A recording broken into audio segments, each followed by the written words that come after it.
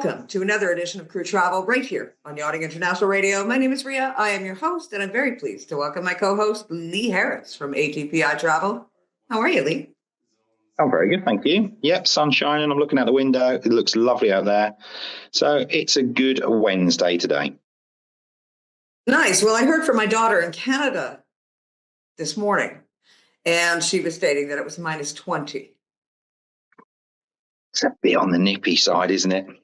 Just a tad. Just imagine this time next year, we'll be doing this show, and I'm going to be in that minus 20. You are. It'd be interesting to see you in a snowsuit whilst we're doing the interview. Oh, honey, I am going to be covered from head to toe. And I won't be leaving the house for like 6 months in a row. Oh, yeah. It's going to be like, you know, the whole parka, Eskimo fur. I mean, the works. I don't blame you. I would. You know, that's what happens when you have kids, though, right? You do things that you normally wouldn't do. Yeah, 100%. Somebody had told me first. Just kidding. Just kidding. I love my kids. You love them. Of course you love them. Yes. Right. So the world of travel. Of course, we're going to start off with a little bit of strike action. What's going on there? Yeah, unfortunately, air travellers in Italy faced disruption today. That's Wednesday, the 5th of February, due to strike action by baggage handlers at multiple airports, including two of the major ones in Rome and Milan. Now, 2 strikes are planned. The first will last 4 hours. That's from midday until 4 p.m. today, and will involve the SEA Prime employees at Milan's Linate Airport. The second is a 24-hour nationwide strike called by the F trade unions, which will affect airports across Italy, including Fiumicino and Ciampino in Rome, and Linate and Malpensa in Milan. Now, Italy's flag carrier ITA Airways has said it has been forced to cancel 26 national and international flights scheduled for today due to the strike action. That includes connections to Rome, Milan, London and Frankfurt. And we are expecting more flights to be cancelled today. Obviously, for anyone who might be affected by a strike, please keep in contact with your airline or your travel provider. Pay your people. Yep, same old. Yep. And of course, we've been seeing in the news, I mean, this part of Greece is sort of prone to earthquakes, but it's been unusually active in this last little while. What's going on over there? Yeah, Aegean Airlines has laid on special flights to evacuate residents and tourists as multiple earthquakes threatened Santorini. At least 9,000 people out of a population of 15,500 are reported to have left the island since Sunday after hundreds of earthquakes were recorded nearby. While outside the tourist season, the majority of those leaving are locals, although there are still tourists on the island. Hundreds of people queued at a port in the early hours of Tuesday morning to board a ferry leaving for the mainland.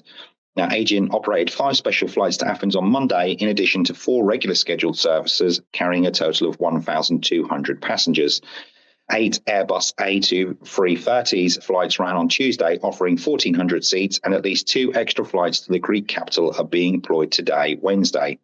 The airline have said that within the first 2 days, about 2,500 to 2,700 passengers are estimated to have been carried from Santorini to Athens with their flights.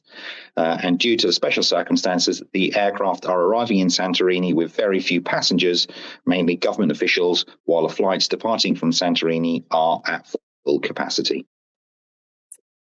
See, I saw an interview done yesterday, actually, in regards to this. And one of the residents were saying that some of these extra flights that are being put on are actually cost prohibitive. They're way above what they normally would be charging. And I think isn't that illegal? You would have thought so, wouldn't you? I would have thought evacuation flights. I'm surprised they're actually charging people for them. I didn't realise that there was a cost involved. I would have thought that was through the government, but yeah, I'm not aware of the costs for those flights and how they're distributed to the residents. I don't actually know how that works. Yeah, there was one gentleman on CNN that was stating that he was looking into buying flights for his family because they couldn't get any flights. They were all fully booked. And he had been sitting there waiting for 2 days at this stage. So I guess since they all began, that the earthquakes began. And he said they were charging like 450 per seat euros just to get out to the mainland. And that's unheard of. Yeah, that's crazy, isn't it? Yeah. I mean, if that's the case, then it's extremely naughty by the airline, and I wouldn't be surprised if the government looks at that. Well, I hope so, because this is humanitarian. I mean, with 200, I Indeed. think the last figure I saw was over 200 earthquakes in a matter of 48 hours. That was, yeah, that's right. That's what we were told. 200 earthquakes in the space of 48 hours. Yeah, and everybody is afraid, of course, rightfully so. Yeah. And a side note, actually, Santorini is one of the most Instagrammable places on the face of the planet. But they do say that even though millions of tourists go there to get their Instagram pictures taken, none stay because it is known as a place that has a very high sort of earthquake capacity. Yeah. It's always the worry, isn't it? Places like that. It tends to be, I mean, I know living in New Zealand, it's such a beautiful place where, Instagram influencers or whatever would go to take these wonderful photos. But it does seem that the really beautiful, picturesque places also do have that threat of earthquakes. Well, it's probably Mother's Nature's way of saying go home. Probably is. That's probably why they are so nice and untouched. Yeah, I'd probably do the same thing in my house if I had lots of visitors. But luckily, nobody comes to visit, so we're good. You are the earthquake. I am really. Yeah. Oh, that's not very nice. Not very nice at all. And in regards to transit passengers in the UK. Yeah, so the United Kingdom has proposed raising its electronic travel authorization fee just weeks after it went into effect. But it will no longer require it for transit passengers who are not leaving the airport. As we've discussed on a previous show, the ETA fee, which went into effect for most travellers on January 8th, currently costs £10 to apply. However, the UK has now proposed raising the cost to £16. But with that, the UK government said last week that travellers no longer need to pay if they are not passing through border control. And this is specific to Heathrow and Manchester. So if you've got a transit through London Heathrow or Manchester, and as long as you've not got to collect your bags and go landside, you do not have to get an ETA. Hey, I mean, at least there's some good. I mean, now you can afford to get a Happy Meal at McDonald's.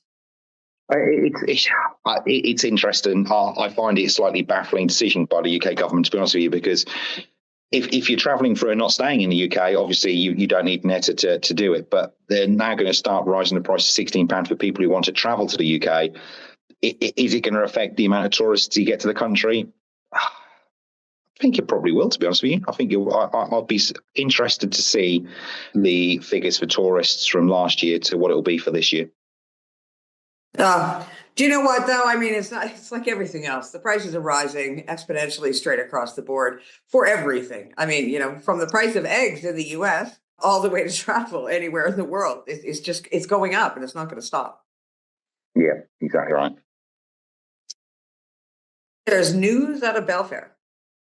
Yeah, so good news for Australian crew, which was announced this week, is that Delta announcing they will begin flying between Los Angeles and Melbourne this winter.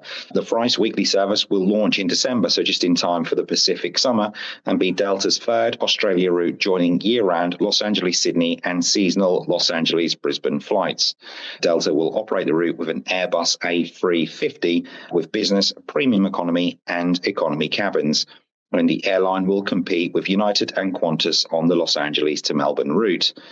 Delta's new service means that each of the three major airline alliances will fly between Los Angeles and Melbourne. Delta is in the SkyTeam frequent flyer, Qantas in One World, and United in Star Alliance. So plenty of choices for Australian and New Zealand crew to travel back from the Caribbean season or vice versa from Australia or New Zealand. Well, it sounds like the visa situation in the US is becoming a lot more difficult for South African crew and for crew from anywhere in the world, really. It's being looked at under a much finer microscope, as it were. So for those crew that managed to get all of these fabulous flights, make sure that you got the right paperwork in order. Yeah, it's interesting. It's funny you should say that, because I saw I'm a member of a few of the yachting groups on social media. And it does, like you said, it does seem to be a growing demand for information from different yachts and crew on how people have been getting visas for the US, as it does seem to be getting increasingly difficult. Yeah, I heard of a yacht just the other day. They lost a couple of crew members. Literally, ice came onto the yacht and took away a couple members of crew. And I'm not sure what the legalities are or, any of that stuff, but it is kind of a murky gray area, as it is anywhere in the world, really, because, depending on the flag of the yacht, depending on whether or not the crew put their foot on land in that marina, in that country. I mean, there's so many unanswered questions when it comes to mariners, full stop, let alone yacht and the legalities. They could be starting off in France, and Yeah. and the owner says, yeah, we're going to do an Atlantic crossover and we're going to end up in Florida. And, they've been with the boat for 5 years. So how does that work? And how do you figure all that out?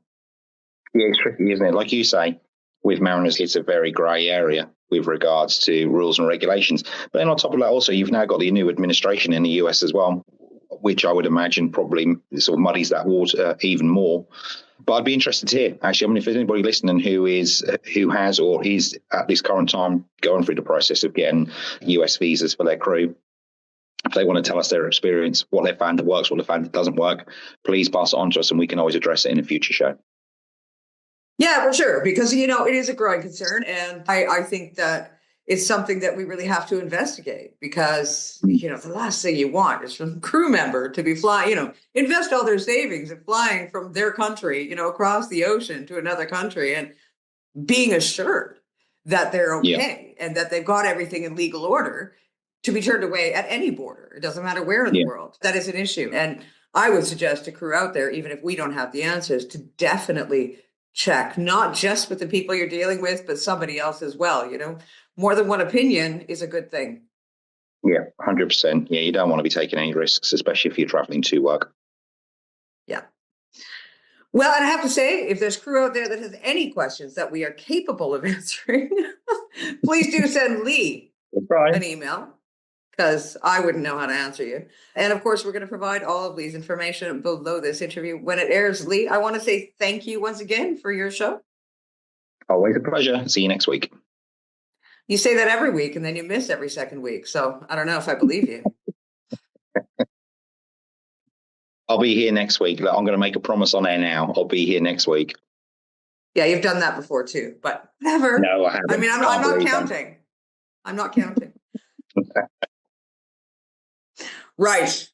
You've been watching another edition of Crew Travel right here on Yachting International Radio. My name is Rhea. I have been your host, and along with my co-host Lee Harris from ATPI Travel, we thank you for tuning in. We'll see you again next week.